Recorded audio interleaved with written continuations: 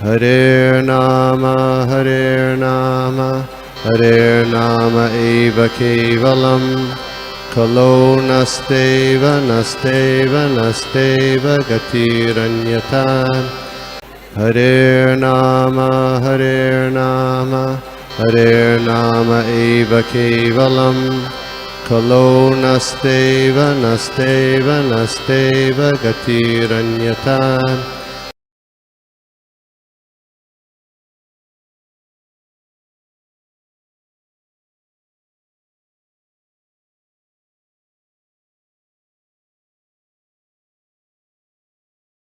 श्लोक संख्या 36 से शुरू करते.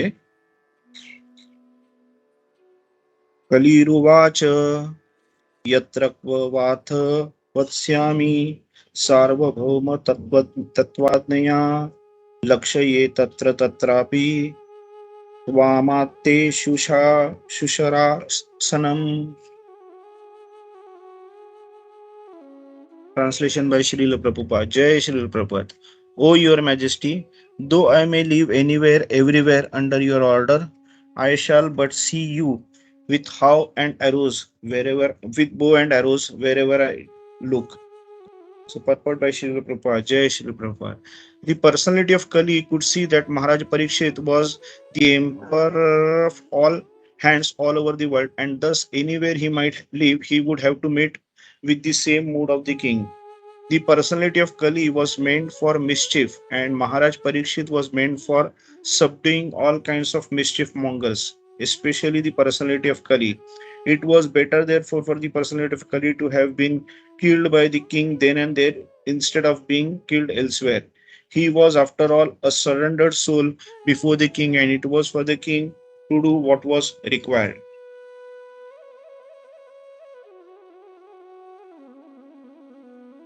श्लोक संख्या 37 देख लेते.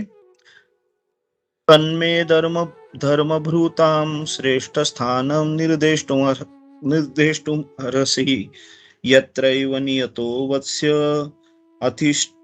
अतिष्ठन्से अनुशासनम्. Translation by Srila Prabhupada. Jai Srila Prabhupada. Therefore, O chief amongst the protectors of religion, please fix some place for me where I can live permanently under the protection of your government. Purport by Srila Prabhupada. The personality of Kali addressed Maharaj Parikshit as the chief amongst the protectors of religious city because the king refrained from killing a person who surrendered unto him. A surrendered soul should be given all protection even though he may be an enemy. That is the principle of religion, and we can just imagine what sort of protection is given by the personality of Godhead to the person who surrenders unto him, not as an enemy but as a devoted servitor. The Lord protects the surrendered soul from all sins and resultant reactions of sinful acts, as in Bhagavad Gita 18.66. Sarvadharman paritejya mamekam sharanam vraja अहम त्वाम स्वरूपापेभ्यो मोक्षयिष्यामि मा शुच. तो हम लोग अभी देख रहे कि परीक्षित महाराज को उन्होंने सार्वभौम राजा करके पुकारा है. तो सार्वभौम राजा मतलब सिर्फ भूमि का राजा करके नहीं, पूरे भूमि का राजा करके नहीं. तो सार्वभौम का मतलब ये भी होता है कि वो पूरे भूमि को प्रोटेक्ट भी करेगा. मतलब हम लोग अगर आज के शासक को देखेंगे तो सिर्फ वो एक रूलर करके राज करते हैं, उनको प्रजा से कुछ लेना देना नहीं है.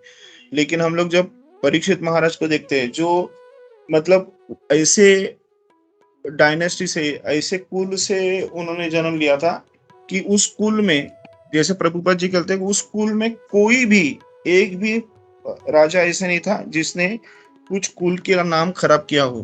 तो ऐसे कुल से परीक्षित महाराज का जन्म हुआ था, और वो कुल के काइंड ऑफ श्रेष्ठ जैसे पूछते, क्योंकि उनमें सभी के अच्छे अच्छे गुण उनमें थे. जैसे कि हम लोग ने देखा था कि जब ब्राह्मण बता रहे थे तो सभी राजाओं के बेस्ट क्वालिटीज जो, वो सब क्वालिटीज परीक्षित महाराज में थे. तो उसके लिए परीक्षित महाराज को सार्वभौम करके बोला गया था. तो हम लोग अगर सार्वभौम राजा के हिसाब से अगर देखेंगे तो ये जब राजा रहते हैं तो मतलब ये बोलते हैं ना, बिगेस्ट मतलब the best among the rajas, तो इनके पास बेस्ट पावर्स भी रहते हैं, but always great powers comes with greater responsibilities. हम लोग अगर देखेंगे तो प्रभु रामचंद्र जो थे वो पूरे राजा, मतलब इतने राम राज्य हम लोग कहते हैं, तो राम राज्य के सार्थक नाम था उनको कि एक धोबी के कहने पे उन्होंने माता सीता जैसे पवित्र इनका त्याग कर दिया था। तो यहाँ पे इसके लिए हम लोग देखते कि हम लोग सिर्फ राजा नहीं है, मतलब परीक्षित महाराज या फिर प्रभु रामचंद्र जो हम लोग देखते तो ये सिर्फ राजा नहीं थे, उन्होंने एक राजा का कर्तव्य भली भांति जान लिया था।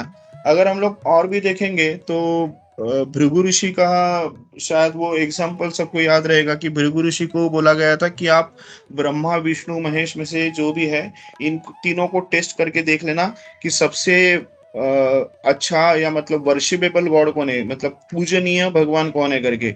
तो भृगु ऋषि जो है वो सबसे पहले ब्रह्मा जी के पास जाते हैं। तो ब्रह्मा जी के पास जाके देखते हैं तो ब्रह्मा जी तो उनके पास ध्यान ही नहीं देते, वो ब्रह्मा जी इसमें लगे रहते हैं।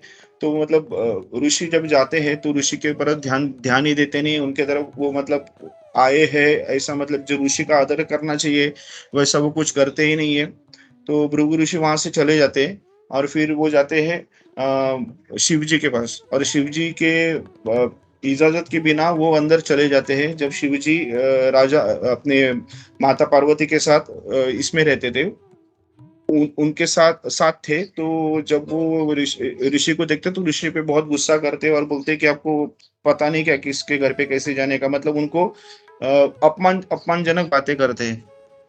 उसके बाद फिर ऋषि जाते हैं विष्णु जी के पास। विष्णु जी लक्ष्मी जी के साथ थे, तो वो विष्णु जी को प्रणाम किए बिना विष्णु जी को डायरेक्ट जाके उनके छाती पे लात मारते हैं।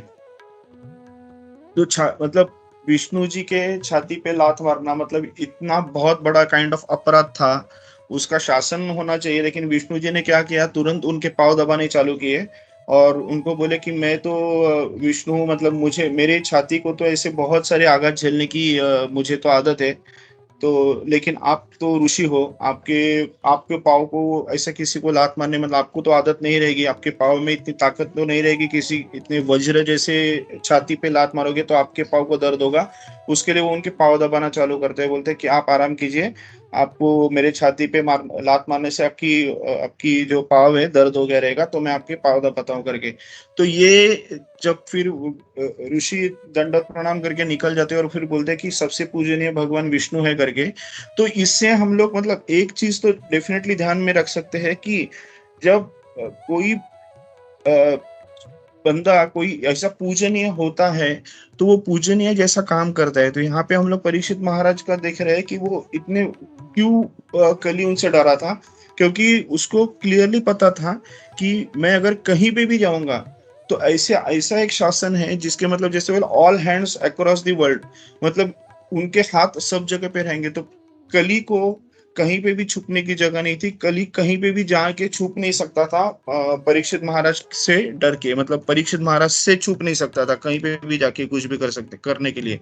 तो उसके लिए उसने क्या किया, सिंपल जो सबसे सब मतलब जो हर कोई राजा या फिर जो भी पराजित होने वाला जो भी ये था, वो सबसे पहले क्या करता है, तुरंत सरेंडर कर देता है, शरण जाता है। तो उसने परीक्षित महाराज को शरण चले गए। अभी शरण शरण जाने का मतलब तो यह है, हम लोग जैसे देखते हैं कि ये जो रिलीजन के धर्म के जो अनुसार कोई भी शरण चला, किसी को भी शरण गया, कोई भी शत्रु हो अपने जो विजयी होने वाले राजा को अगर शरण गया तो वो राजा का धर्म उसे कहता है कि उस शरणागत को उसने आश्रय प्रदान करना चाहिए, उसको सिक्योरिटी प्रदान करनी चाहिए, उसने उसको मारना नहीं चाहिए।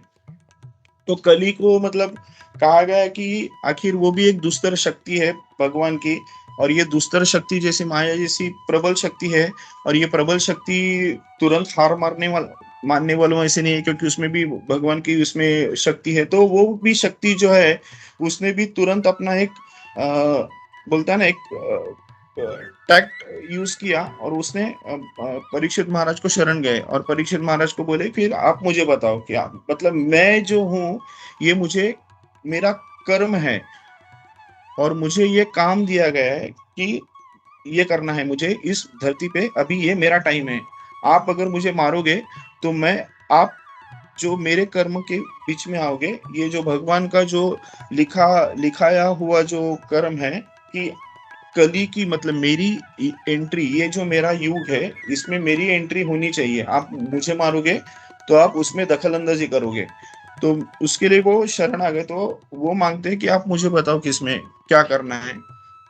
तो फिर हम लोग आगे देखते हैं कि वो फिर वो महाराज उनको बोलते हैं, परीक्षित महाराज बोलते हैं कि आप वो 4 जगह पे जा सकते हो जहाँ पे मीट ईटिंग हो, या फिर अवैध स्त्री से अवैध संबंध हो, या फिर जुआ हो, या फिर इंटॉक्सिकेशन हो। ये 4 चीज़ें जो हम लोग को बताया गया है कि हम लोग को उससे दूर रहना है। तो ये चारों चीज़ों में बताया गया है कली को कि आप जाके जाके वहाँ पे रह सकते हो।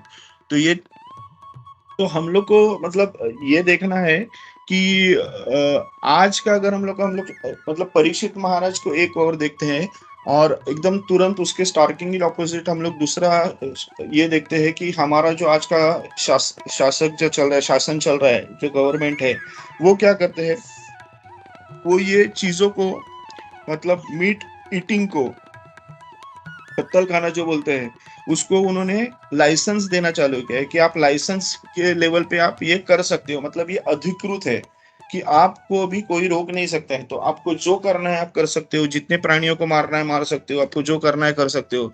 मतलब उसको डायरेक्टली लाइसेंस दिया है। वैसे ही लाइसेंस अभी ऑल ओवर वर्ल्ड हम लोग देखें तो ये रेड लाइट एरिया, फिर मतलब ये जो है जहाँ पे इलिसिट सेक्स होता है उनको भी ये दिया गया है। वैसे लास वेगास में देखेंगे तो हम लोग यहाँ पे उन्होंने तो जुए को भी ये कहा गया है, लाइसेंस देके उधर भी उन्होंने अधिकृत ये कर दिया है। और इंटॉक्सिकेशन तो है ही, इंटॉक्सिकेशन के लिए तो सभी बार्स पे लाइसेंस है, कहीं भी जाके आप बैठ सकते हो, आपको कोई हाथ नहीं लगाएगा, घर पे भी लेके आ सकते हो। तो ये चारों चीज जिसको हम लोग ने बोला है कि ये चारों चीज से हम लोग को दूर रहने को बोला है, इन चारों चीजों को अभी लाइसेंस करके बोला है कि आप इसको चला सकते हो, आपको कोई नहीं रोकेगा, आपको कोई नहीं रोकेगा। मतलब ये जहाँ पे एक हम लोग देखते कि कली डर गया था कि अगर मैं कहीं गया और ये सब चीज अगर कर रहा हूँ तो परीक्षित महाराज मुझे मार देंगे, वो एक डर था। और एक यहाँ पे एक शासन है जो चारों चीजों को, जिससे हम लोग को दूर रहने को बोले, वो चारों चीजों को लाइसेंस देके उन्होंने बोला है कि ये परफेक्ट है, आप करो, आपको कोई नहीं रोकेगा। तो ये हम लोग को जो डिफरेंस है वो बोलते हैं ना, स्टार्किंगली ऑपोजिट डिफरेंस काइंड ऑफ, ये जो डिफरेंस हम लोग को यहाँ पे क्लियरली दिख रहा है। अभी एक प्रभु जी का मैं जस्ट एक लेक्चर सुन रहा था, तो उन्होंने बताया कि हमारा जो आज का लाइफ है, वो आज का लाइफ ये अनावश्यक चीजों से इतना भर गया है कि वो अनावश्यक चीजें हम लोग को अभी जरूरी लगने लगी है।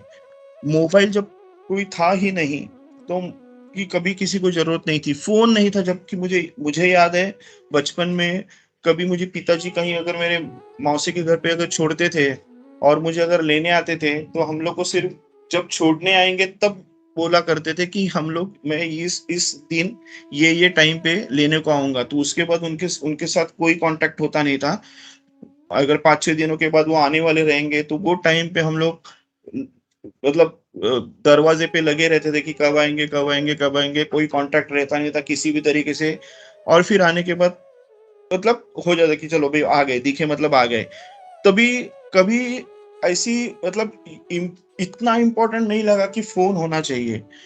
फोन की जरूरत जब आ गई, फोन आ गया तो अच्छा हुआ कि चलो बाबा किसी से कुछ बात करके पता तो चलता है रियलिटी। लेकिन जब वो नॉर्मल जो फोन था उसको निकल के जब मोबाइल आ गया, तो मोबाइल से हम लोग अरे अरे ये तो और अच्छा काम हो गया, ये तो बहुत जरूर था कि कहाँ पे हो कहाँ पे हो। अभी ये मोबाइल फोन से जाके स्मार्टफोन आ गया तो लगता है अरे हाँ ये तो बहुत इंपॉर्टेंट है। हम लोग को इंटरनेट से कनेक्शन मिलता है, हम लोग को फिर ऑनलाइन ज्वाइन कर सकते हैं। मतलब हर जो चीज है अनावश्यक चीज अभी वो जरूरी लगने लगी है। टीवी तो मतलब जो जब पुराने जमाने में हम लोग के टीवी थे तो सिर्फ 1 या 2 चैनल थे, वो भी हम लोग को लगता था चलो यार कभी भी रात को 8 बजे लगाया, 8 से 9 कुछ एक आध इम्पोर्टेंट कार्यक्रम, मतलब इम्पोर्टेंट मतलब कोई कार्यक्रम देख के प्रोग्राम देख के बंद कर दिया।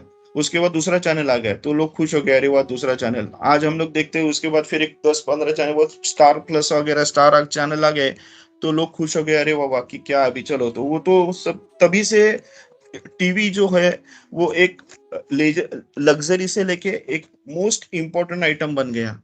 तो इस तरीके से हम लोग देखते हैं कि ये जो साइंस का जो इन्वेंशन है, इस इन्वेंशन से उन्होंने अनावश्यक चीजों को एक जरूरी के हिसाब से लग्जरी का निकल के कम मोस्ट इम्पोर्टेंट के लाइफस्टाइल में, मैंडेटरी के लाइफस्टाइल में हम लोग ने उसको पा लिया है।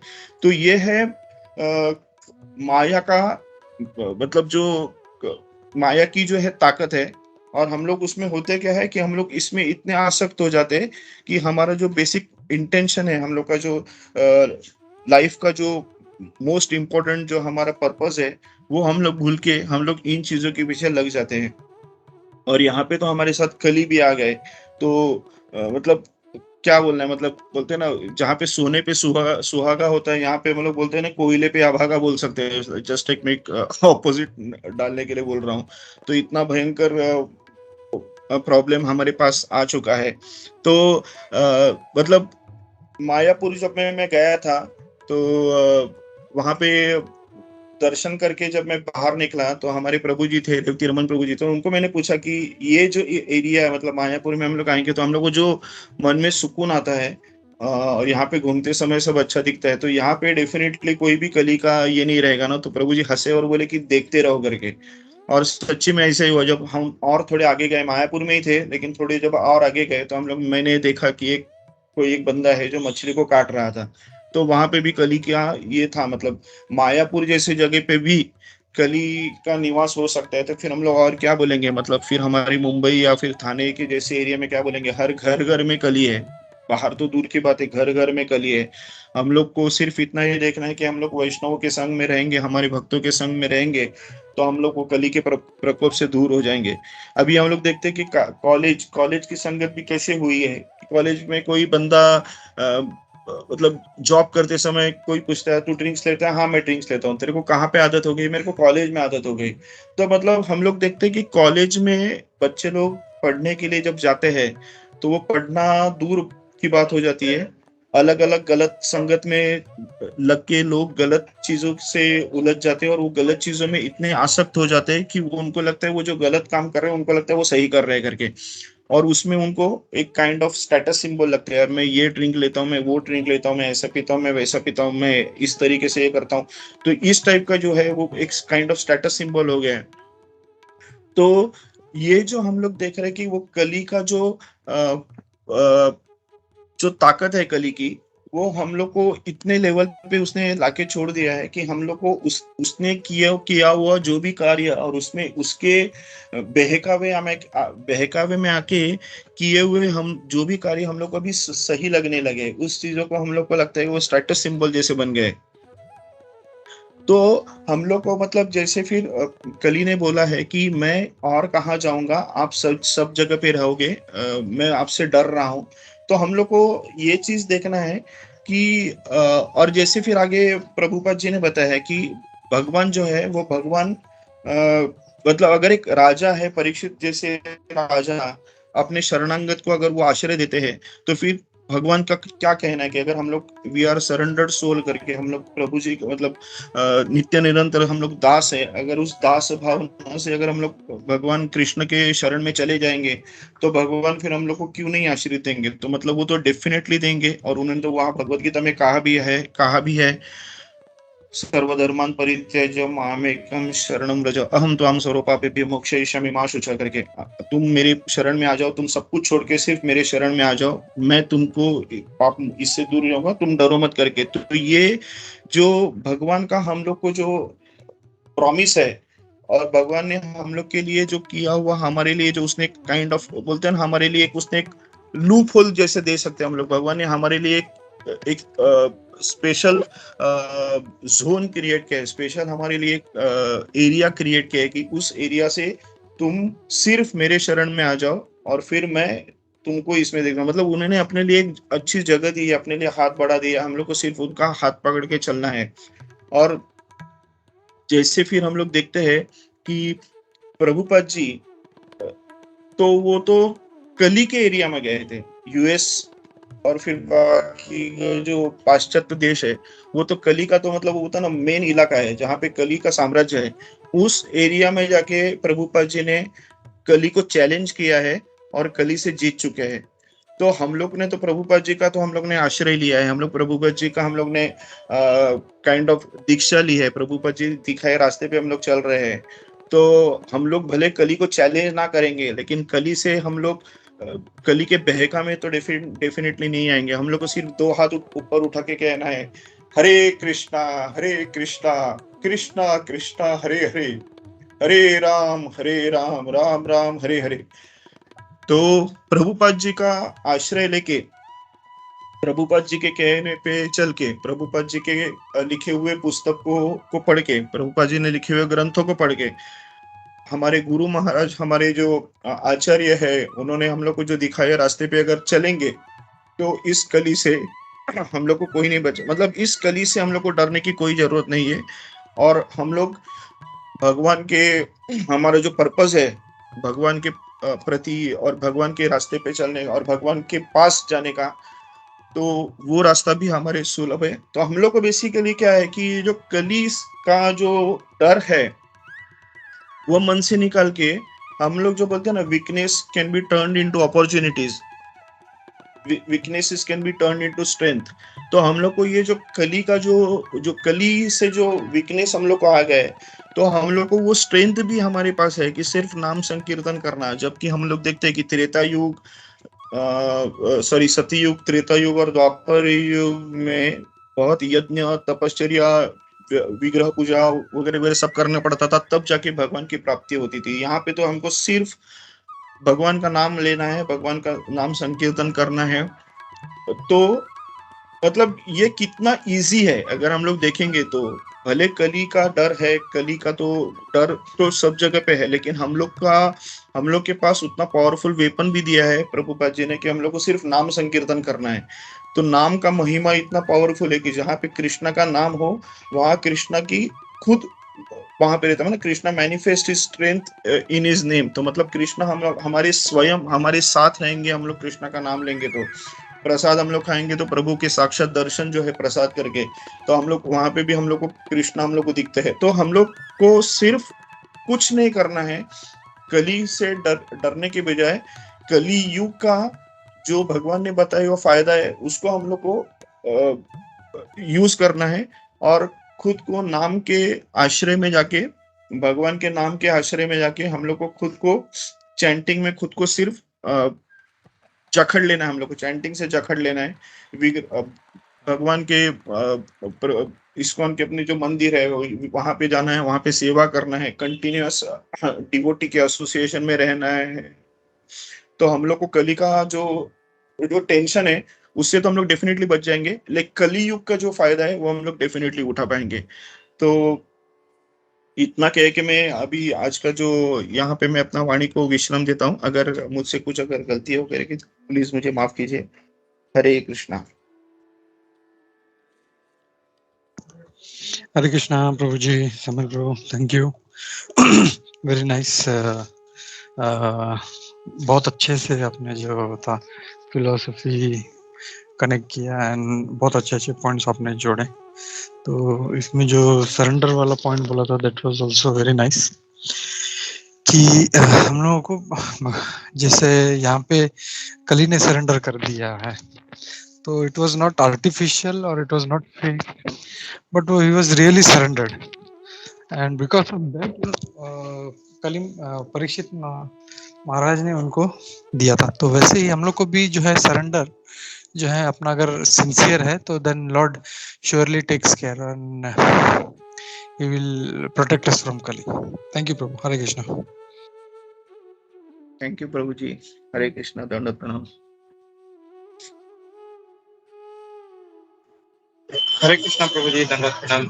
हरे Krishna. Samit Prabhu, thank you so much for wonderful lecture. बहुत अच्छे से आपने ये श्लोक को कवर किया प्रभु, एंड बहुत सारे, जैसे कुतुबन प्रभु जी ने कहा, आपने बहुत सारे पॉइंट कनेक्ट किए और रियली प्रैक्टिकल आपने जैसा बताया प्रभु, इट वाज वेरी नाइस कि किस तरह से प्रभुपाद जी के अगर मार्गदर्शन पर, गुरु महाराज के मार्गदर्शन पर हम चलेंगे तो it is very easy to मतलब कली की जो प्रभाव है उससे हम लोग इजीली ये कर पाएंगे। So thank you so much for wonderful lecture. Hare Krishna. Hare Krishna. Thank you Prabhu ji. Thank you very much. Hare Krishna. All glories to Prabhu. Prabhu Samir Prabhu, आपका क्लास बहुत अच्छा था और आपने जैसे कहा कि ये जो 4 चीजों के लिए कलयुग में लाइसेंस है, लेकिन हम लोग प्रभुपाद जी के शरण में है, इसलिए हम लोग उससे बच जाते हैं। वो बहुत अच्छा लगा मुझे। हरे कृष्णा। कृष्ण माता जी, थैंक यू माता जी, हरे कृष्ण, दंडवत प्रणाम।